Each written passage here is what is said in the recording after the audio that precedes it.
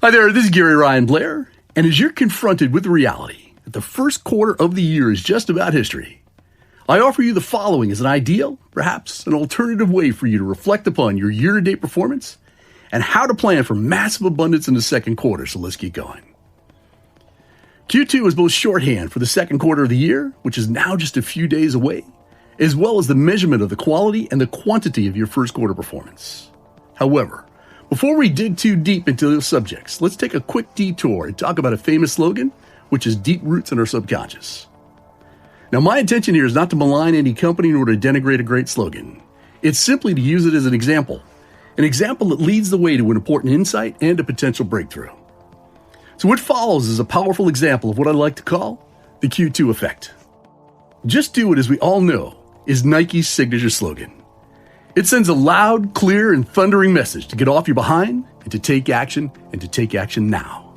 The problem, however, is that while well-intentioned, this slogan is purely one-dimensional, as it only focuses on goosing the quantity of one's performance, but it falls short of measuring or inspiring the quality of one's performance.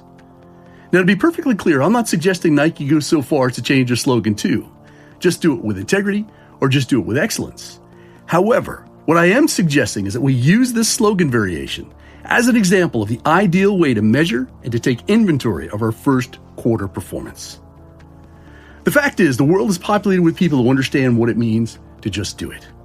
And you can see that quantitative philosophy demonstrated by far too many politicians, business leaders, bankers, mortgage lenders, influencers, and TV executives, to name just a few. But here's the rub.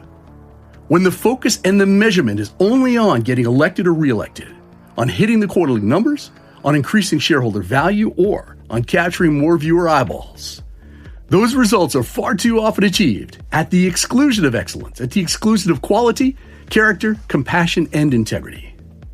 And we see this playing out in real time, right now as you're listening to these words. And that is precisely why we need to focus on the importance of winning with honor, with integrity, and doing everything in the spirit of excellence. So how does this apply to you? How does this apply to the quality of your life as well as to the quantity and the abundance of your results?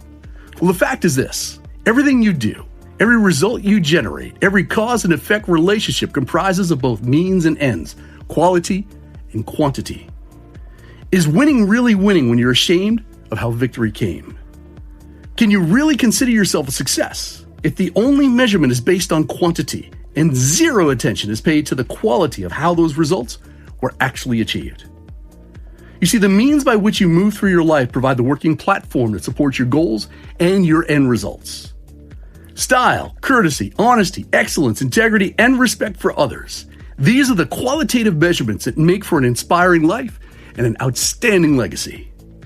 So how can the ends or quantity of your efforts be respected if the means or the quality of your performance, of your behavior, make you want to blush in embarrassment? These are questions in need of serious contemplation. You see, quantifying your first quarter results is as easy as looking at your checkbook, your stock portfolio, your sales performance P&L statement, and even your waistline. Simply look at the goals that you set back in early January. Determine what's changed, what's improved, and what remains the same. More specifically, on what goals have you moved the needle? Determining the quality and the means of your first quarter performance requires a much deeper and a much more rigorous self-assessment. That's why you need to retire into yourself and think about how you live your life and how you go about getting the results that you achieved. That's why I want you to consider these questions as it relates to the quality of your life. So since the beginning of the year, how have you improved the quality of your life? How have you improved the quality of your health? How have you improved the quality of your marriage? How have you improved the quality of your friendships? How have you improved the quality of your conversations? How have you improved the quality of your reputation? And how have you improved the quality of your work? See, we must accept this truth that behavior never lies.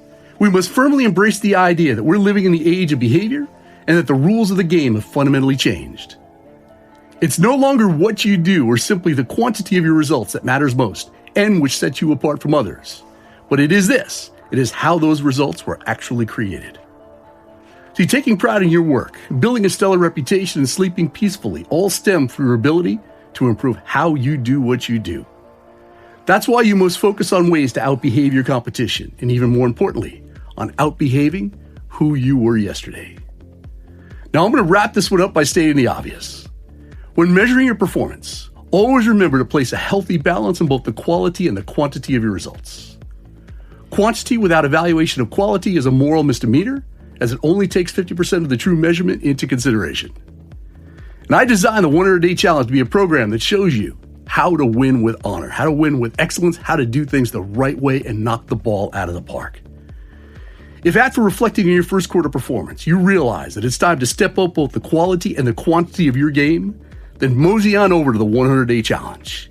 And not only will you learn how to get more accomplished in the next 100 days than most people do over the course of the next 10 years, you'll learn how to drive those results using excellence and integrity as your North Star. So visit 100daychallenge.com and make it the very next thing you do.